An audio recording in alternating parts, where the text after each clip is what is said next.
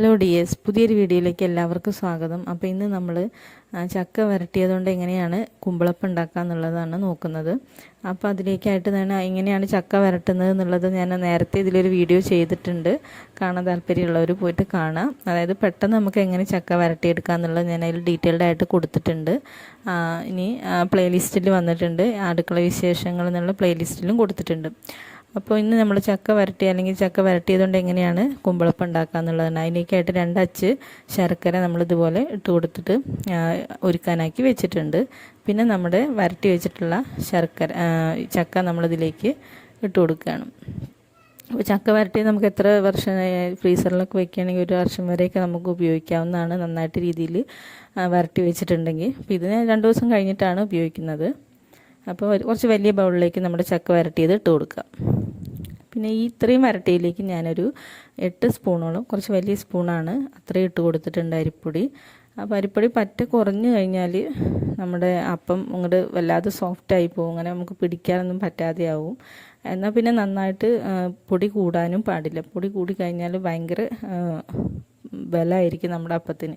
അപ്പോൾ ഒരു മീഡിയം സൈസിൻ്റെ രീതിയിലായിരിക്കണം നമ്മുടെ പൊടി ഉണ്ടാവുന്നത്. കൂടാനും പാടില്ല, കുറയാനും പാടില്ല, ആ രീതിയിലേക്ക് മാറ്റി. അപ്പോൾ 8 സ്പൂണോളം ഞാൻ ഇത്രയ്ക്ക് എടുത്തിട്ടുണ്ട്. പിന്നെ നമ്മൾ ഒരുക്കി വെച്ചിട്ടുള്ള ശർക്കര ഇതിലേക്ക് ഒഴിച്ച് നന്നായിട്ട് ഇളക്കി കൊടുക്കുക.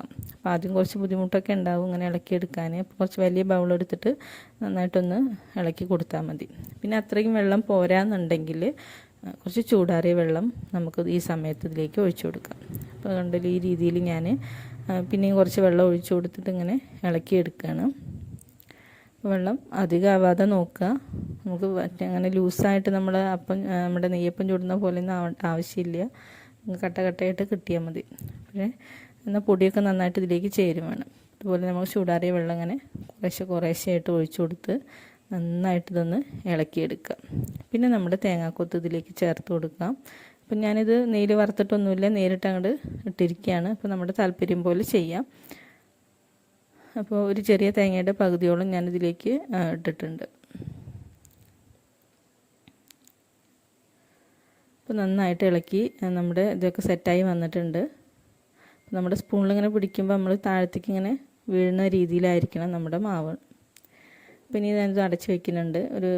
ഒരു മണിക്കൂറൊക്കെ കഴിഞ്ഞിട്ടാണ്, അതായത് നമ്മുടെ പൊടി കയ്യിലേക്കൊന്ന് സെറ്റായി വരുമ്പോഴേക്കിനാണ് അത് ചുട്ടെടുക്കാൻ നല്ലത്. അപ്പോൾ 1 മണിക്കൂർ കഴിഞ്ഞ് നമ്മളിത് നമ്മുടെ അപ്പം ചൂടാനായിട്ട് എടുത്തിട്ടുണ്ട്. ഇനി നമ്മൾ വാഴയുടെ ഇല വാട്ടി വെച്ചിട്ടുണ്ട്. അപ്പോൾ വെയിലത്ത് വെച്ചിട്ട് നമ്മുടെ ഗ്യാസ് അടുപ്പിൽ വെച്ചിട്ടോ എങ്ങനെയും ഇത് ഇല വാട്ടിയെടുക്കുക. അതിന് ശേഷം നമുക്ക് 2 സ്പൂൺ വീതം ഇട്ട് നമുക്കിതുപോലെ നമ്മൾ ഉറിയൊക്കെ കെട്ടുന്ന പോലെ നമുക്ക് കിഴിയാക്കിയിട്ട് ഇതുപോലെ കെട്ടിയെടുക്കാം.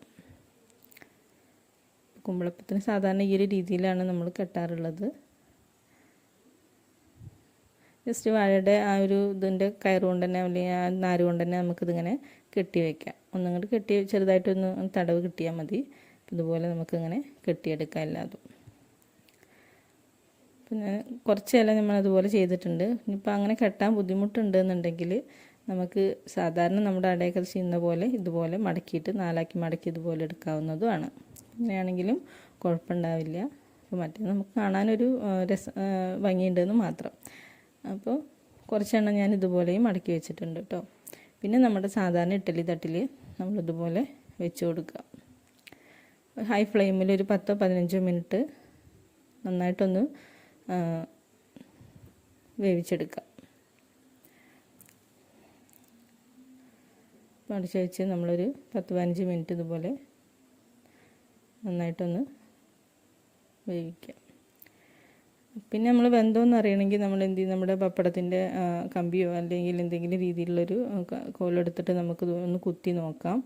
അപ്പോൾ നമ്മുടെ അതിൽ പിടിക്കുന്നൊന്നുമില്ല എന്നുണ്ടെങ്കിൽ നമുക്ക് മനസ്സിലാക്കാം അത് ആയിട്ടുണ്ട്, ഉള്ളൊക്കെ വെന്തിട്ടുണ്ടെന്ന് നമുക്ക് മനസ്സിലാക്കാം. അതിന് ശേഷം നമുക്കിത് നമ്മുടെ ഇതിലേക്ക് മാറ്റാവുന്നതാണ്, പ്ലേറ്റിലേക്ക് മാറ്റാവുന്നതാണ്. അപ്പോൾ നമ്മുടെ ഫസ്റ്റ് ബാച്ച് നമ്മളിതുപോലെ വേവിച്ചെടുത്തിട്ടുണ്ട്. അപ്പോൾ എല്ലാതും നമ്മളിതുപോലെ ഇങ്ങനെ എടുത്തിട്ടുണ്ട്.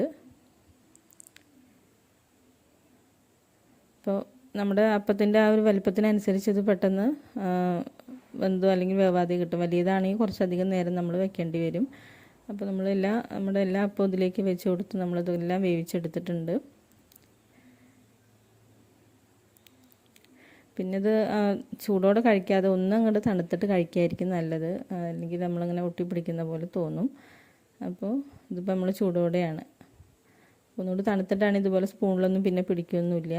അപ്പോൾ നല്ല പെർഫെക്റ്റ് ആയിട്ട് വന്നിട്ടുണ്ട്. അപ്പോൾ ഇതെല്ലാവരും ട്രൈ ചെയ്യുക. വീഡിയോ ഇഷ്ടമായെങ്കിൽ ലൈക്ക് ചെയ്യുക, സബ്സ്ക്രൈബ് ചെയ്യുക.